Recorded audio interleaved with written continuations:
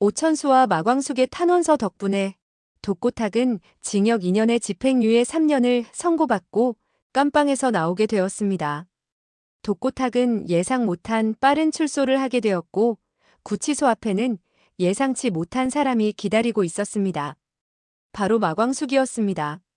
독고탁 씨, 이젠 진짜 다 잊으시고 착하게 사세요. 오천수도 옆에서 어정쩡하게 손을 흔들었습니다. 출소 기념으로 술이나 한잔 하시죠. 독고탁은 작게 고개를 끄덕였지만 눈가가 벌겋게 충혈되어 있었습니다. 깜빵, 참 무섭더라고요. 내가 그렇게까지 했는데 이런 나를 먼저 용서해주다니. 예상 못한 전개네요. 광숙은 담담하게 말했습니다. 독고탁 씨, 그렇게 들어가니까 찜찜하더라고요. 그리고 용서 안 했으면 탄원서 안 냈죠. 독고탁은 말없이 고개를 숙인 채 그 자리에 무릎을 꿇었습니다. 제가 잘못했습니다. 욕심이 그득해서 비열한 짓들을 많이 했는데 저기 안에 들어갔다가 이렇게 나오니 드디어 철이 들었네요. 나 같은 놈이 용서를 받아도 됩니까? 마광숙은 말없이 그의 등을 두드렸습니다. 그날 저녁 독수리 술도가의 집 거실 안에는 다시 무릎 꿇은 독고탁이 앉아 있었습니다. 천수야, 미안하다. 여태껏 독수리 술도가 놈들 다 망하라고 빌었는데.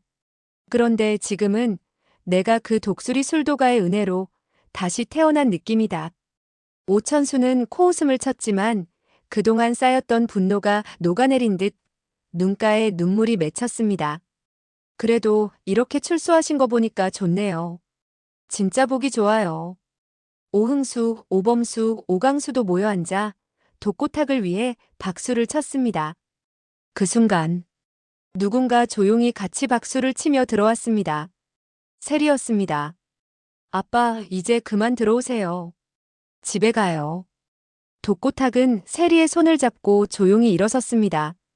그 손끝은 전보다 훨씬 따뜻했고 더는 떨리지 않았습니다. 그는 진심으로 반성했고 그 마음을 이제서야 가족에게, 술도가에게 보여줄 수 있었습니다. 그렇게 독고탁은 세리와 함께 집으로 도착했고 식탁 위에는 장미애가 준비한 온갖 두부 요리가 준비되어 있었죠. 독고탁은 그 앞에 앉아 숟가락만 만지작거리고 있었습니다. 맞은편에 앉은 장미애는 말없이 독고탁의 얼굴을 바라보다가 조용히 입을 열었습니다. 당신 오늘따라 조용하네. 독고탁은 천천히 시선을 들었습니다. 미애야, 나 세리랑 범수 결혼 허락하려고. 장미애의 젓가락이 허공에서 멈췄습니다. 뭐라고? 정말이야? 당신 죽어도 안 된다고 반대했잖아. 독고탁은 고개를 끄덕였습니다. 그래, 난 오범수 그놈이 마음에 안 들었어. 독수리 술도가 식구라는 이유 하나만으로 싫었지. 근데 내가 감옥 갔다 오고 나니까 내가 얼마나 속 좁게 행동한지 알겠더라고. 그리고 이제는 나보다 우리 세리 행복이 먼저야. 그 말에 장미애는 눈시울이 붉어졌습니다. 세리는 거실에서 그 말을 엿듣고 있었고 결국 식탁으로 뛰어와 외쳤습니다. 아빠 진짜지? 이제 반대 안 하는 거지? 그래. 내 손으로 우리 딸 손 꼭 잡고 오범수 손에 쥐어줄 거다. 세리는 그 자리에 주저앉아 울음을 터뜨렸고 그 모습에 장미애도 고개를 숙였습니다. 독고탁은 자리에서 조용히 일어나 장미애 곁으로 다가갔고 장미애가 말했습니다. 여보, 우리 이혼하지 말자. 이미 이혼 서류도 다 찢었어. 내가 전부 잘못한 건데. 내가 너무 내 생각만 했어. 미안해 여보. 나 다시 당신이랑 잘 살고 싶어. 그리고 당신 반성하는 모습도 주주들한테 보여줬고 많이 바뀌었으니까 당신이 신라주조 회장 자리로 돌아가줘. 아직 그 자리 공석이래. 주주들이 기다리고 있어. 독고탁은 고개를 저었습니다. 나는 자격이 없어. 하지만 장미애는 고개를 들고 단호하게 말했습니다. 당신이 그 자리에 있어야 우리 가족도 회사도 회복될 수 있어. 내가 주주들 다 설득할 거야. 장미애는 곧장 주주들에게 연락을 돌리기 시작했습니다. 당신들을 믿고 싶습니다. 우리 남편 독고탁. 다시 회장으로 세워주세요. 모든 걸 반성하고 돌아온 사람이니까요. 며칠 후, 신라주조의 회의실. 수십 명의 주주들이 조용히 착석한 가운데 장미애가 천천히 단상 위로 올라섰습니다. 오늘 이 자리는 기존의 경영체제를 다시 논의하고 새로운 회장을 선임하기 위한 자리입니다. 그 말에 웅성거리는 소리가 번졌고 그 틈을 비집고 한 주주가 자리에서 일어섰습니다. 설마 독고탁 전 회장을 다시 올리자는 건 아니겠죠? 이미 그 사람은 장미애가 단호하게 말을 끊었습니다. 그 사람은 잘못을 인정했고 모든 책임을 지고 처벌까지 받았습니다. 그리고 누구보다 진심으로 반성했습니다.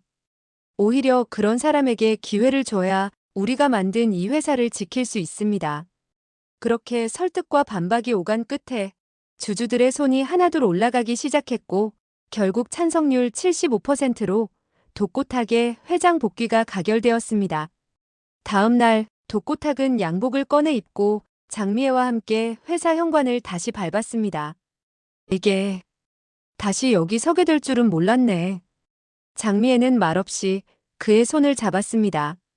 한편 그 시각 독고세리와 오범수는 조용한 카페에서 마주 앉아 있었습니다. 결혼식장 예약 다 끝났어? 오범수가 조심스레 물었고 세리는 고개를 끄덕였습니다.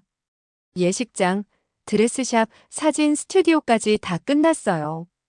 이제 드레스만 정하면 돼요. 오범수는 한참 망설이다가 입을 열었습니다. 세리야, 나영은이 문자 보냈어. 어떻게 알았는지 우리 결혼 축하한대. 세리의 눈썹이 꿈틀거렸습니다. 그 여자가 왜 갑자기 왜요? 오범수는 숨을 길게 내쉬었습니다. 한이를 자기한테 맡기라더라. 지가 한이 키울 테니까. 나보고 다시 시작하래. 새 출발하래. 세리는 어이없다는 눈으로 오범수를 바라봤습니다. 교수님, 말도 안 되는 거 알죠? 당연하지. 걱정 마. 한이는 내가 지킬 거야. 세리는 오범수의 손을 꼭 잡으며 말했습니다. 저도 옆에서 도울게요. 그렇게 두 사람은 한참 동안 침묵을 지켰고 창밖으로 비 내리는 풍경만이 흐르고 있었습니다. 그러나 그 조용한 평화는 오래가지 못했습니다. 바로 다음 날, 누군가 드레스샵 앞에 몰래 숨어있는 모습을 본 직원이 경찰에 신고 전화를 걸었습니다. 수상한 여자가 드레스샵 근처를 배회하고 있어요. 손에 무언가를 들고 있었는데 병처럼 생겼어요. 반짝거리는 액체가 안에 담겨 있었어요. 그 시각 거울 앞에 선 독고세리는 웨딩드레스 매무새를 다듬으며 말했습니다. 이거 나한테 어울리는 거 맞아요? 너무 과한 거 아니에요? 옆에서 거울을 함께 보던 웨딩 컨설턴트가 웃으며 고개를 저었습니다. 신부님, 진짜 공주님 같으세요. 신랑분이 그 모습 보면 눈물 쏟으실지도 몰라요. 세리는 쑥스러운 듯 웃으며 고개를 돌렸고 그때 샵 안으로 스멀스멀 누군가의 그림자가 들어왔습니다. 전면 유리창 너머 검은 선글라스를 낀 여자가 유리창에 얼굴을 바짝 대고 샵 안을 들여다보고 있었습니다. 어깨에 가방을 맨 그녀는 손에 무언가를 꼭 쥐고 있었고 천천히 문손잡이를 잡았습니다.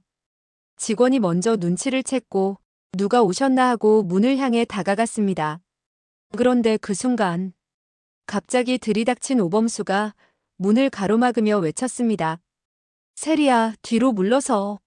지금 당장. 세리는 화들짝 놀라 거울 쪽으로 물러섰고 동시에 나영은이 벌컥 문을 열며 손에 든 병을 높이 치켜들었습니다.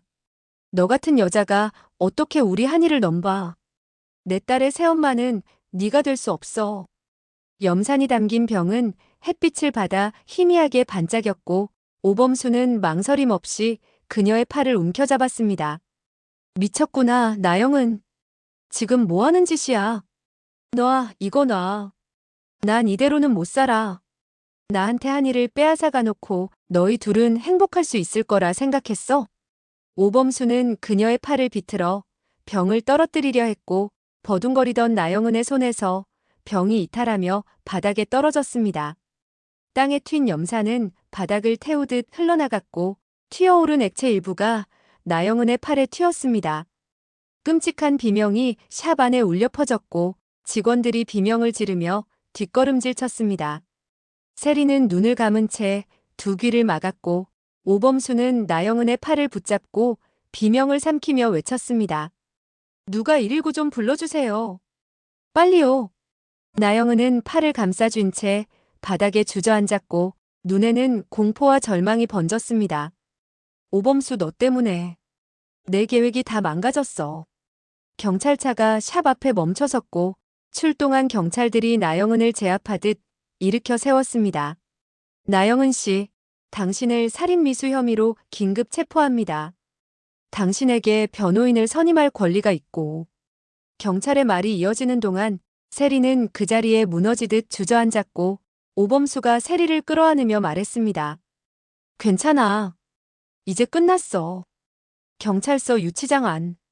붕대로 감긴 팔을 들고 멍하니 벽을 응시하는 나영은의 얼굴에는 더 이상 분노도 없었습니다. 형사가 조용히 다가와 말을 건넸습니다. 피의자 진술 마무리됐습니다. 변호인 오면 다시 조사 들어갈 겁니다. 나영은은 중얼거리듯 말했습니다. 다 끝났네요. 내가 이렇게까지 될 줄은 몰랐어요. 그 순간 맞은편 유리창 너머에서 누군가가 그녀를 지켜보고 있었습니다. 바로 장미애였습니다. 경찰의 안내를 받아 들어온 장미애는 유리벽 너머로 조용히 말을 전했습니다. 당신이 감히 우리 세리한테 해코지를 하려 해? 당신은 아이 버리고 떠날 때부터 이미 엄마 자격을 잃었어. 세리가 뭘 잘못했니? 나영은은 눈을 감았습니다. 난 한이 하나밖에 없었는데. 그걸 빼앗아갔잖아. 장미애는 더는 말하지 않았고 고개를 떨구었습니다. 그 시각 병원에선 세리가 검사실에서 치료를 받고 있었습니다. 염산이 튀진 않았지만 정신적인 충격 때문에 입원하게 된 것이었습니다. 오범수는 병실 문 앞을 서성이다가 결국 들어가 말했습니다. 괜찮아? 세리는 조용히 고개를 끄덕였습니다. 네, 교수님. 다행히 몸은 괜찮대요. 근데 마음은 좀 그래요. 왜 그런 일을 겪어야 했는지 아직도 잘 모르겠어요. 오범수는 그녀의 손을 잡았습니다. 나영은이 한이를 뺏긴 이유를 다 세리 너 탓으로 착각하고 있는 거야. 세리는 고개를 저었습니다. 그래도 너무 무서워요. 오범수는 조용히 입을 열었습니다. 한이랑 세리 너는 내가 지킬 거야. 그 말이 끝나자 세리는 조용히 눈을 감았고 눈가에 맺힌 눈물 한 줄기가 뺨을 타고 흘렀습니다. 그 시각 독고탁은 경찰서 앞 벤치에 앉아 있었습니다. 무슨 생각해, 여보? 장미애는 조용히 옆에 앉았고 독고탁은 한참을 말없이 있다가 조용히 말했습니다. 나영은이 왜 그렇게 된 건지. 나도 어느 정도는 이해가 가. 자신이 한이를 버렸다는 죄책감을 느꼈을 거야. 하지만 그렇다고 사람을 해치려 한 건 절대 용서받지 못해. 조사가 끝난 후 병원에서 염산 화상 치료를 받고 있던 나영은은 곧장 구치소로 이감되었습니다. 구치소 철창 안. 나영은의 팔의 화상 부위는 붕대로 감겨 있었습니다. 유치장 밖 복도에서 고개를 갸웃거리며 그녀를 내려다보던 사람은 다름 아닌 장재형 회장이었습니다.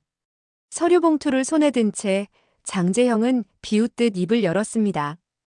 이게 마지막이야, 나영은. 서류에 이미 내 도장은 찍혀 있어. 이혼 서류야. 나영은은 자리에서 벌떡 일어나 유리창에 손을 대며 외쳤습니다. 회장님, 그게 무슨 말씀이세요? 제가 뭘 그렇게 잘못했다고요? 그 여자랑 결혼한다고 해서 잠깐 화났던 것뿐이에요. 그런데 염산? 그게 잠깐 화난 걸로 할 짓이야?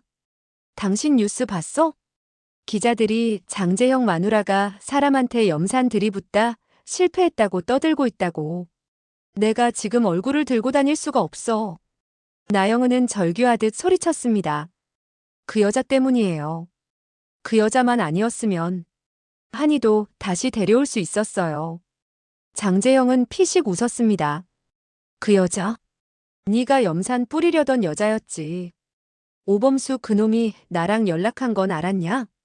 지금 생각하면 잘된 일이야. 네가 딸 때문에 눈 뒤집혀서 결국 네 꼴이 이 지경이 된 거. 자업자득이야. 서류는 법원에 바로 들어갈 거고 변호사 비용은 내가 알아서 해. 난 더 이상 너 책임 안 져. 장재형은 봉투를 내려놓고 유리창을 돌아섰고 나영은은 무너진 듯 철창 앞에 무릎을 꿇었습니다. 아니에요. 나 아직 할 수 있어요. 회장님 제발. 철창 문이 닫히는 소리와 함께 정적에 휩싸였습니다. 그 시각 범수는 세리와 카페에서 커피를 마시고 있었습니다. 세리야, 우리 이제 진짜 새로 시작하는 거네. 과거는 모두 버리고 서로만 보면서 살자. 이제 남은 건 결혼식뿐이야. 그리고 나영은은 다 잊자. 이미 인생 밑바닥까지 떨어졌어. 우리가 동정할 이유도 없어. 세리는 창밖으로 시선을 옮겼습니다. 저 멀리 보이는 햇살이 유난히 따뜻하게 느껴졌습니다. 범수와 세리의 결혼식 날. 예식장 안은 향긋한 꽃내음으로 가득했습니다. 양가 가족들과 하객들로 채워진 자리. 그 중앙으로 신랑 입장 멘트와 함께 오범수가 입장했고 신부 입장 멘트가 나오자 독꽃하게 손을 잡은 세리가 천천히 범수 곁으로 걸어오고 있었습니다. 사람들의 박수가 터졌고 장미애는 손수건으로 눈가를 닦으며 중얼거렸습니다. 우리 세리가 저렇게 예쁘게 웃네. 고자동이 눈물을 꾹 참고 말했습니다. 이거 진짜 실화입니까? 마광숙은 조용히 고개를 돌려 웃었습니다. 웬일이래, 공장장님이 눈물 흘리는 건 처음 보네. 두 사람은 서로를 마주보며 혼인서약을 시작했습니다. 세리야, 내 삶에 와줘서 고마워. 범수씨, 저도 범수씨가 저한테 와줘서 고마워요. 두 사람의 말이 끝나자 피아노 선율이 잔잔히 흐르기 시작했습니다. 사회자가 조용히 말했습니다. 신랑 신부는 이제 부부가 되었음을 선언합니다. 두 사람은 입을 맞췄고 장내에서는 다시 한번 커다란 박수와 환호가 울려 퍼졌습니다. 그 순간 세리는 속삭이듯 말했습니다. 범수씨, 이제 진짜 행복해도 되는 거죠? 오범수는 그녀의 손을 꼭 잡으며 답했습니다. 당연하지. 너도 나도 우리 한이도. 절대 뒤돌아보지 말자. 밖으로 나선 두 사람 위로 하얀 꽃잎이 쏟아졌고 드레스 자락이 휘날리는 가운데 사람들의 웃음과 축복이 그들을 감쌌습니다. 상처로 뒤엉켰던 과거는 그렇게 하나씩 덮였고 이제 그들 앞에는 새로운 날들이 기다리고 있었습니다. 구독과 좋아요, 알림 설정해 두시면 다음 이야기를 빠르게 시청하실 수 있습니다. 지금까지의 이야기는 개인적인 뇌피셜로 구성된 리뷰이며 본 방송과는 다를 수 있음을 알려드립니다. 지금까지 드라마로 미리 보는 뇌피셜 리뷰였습니다.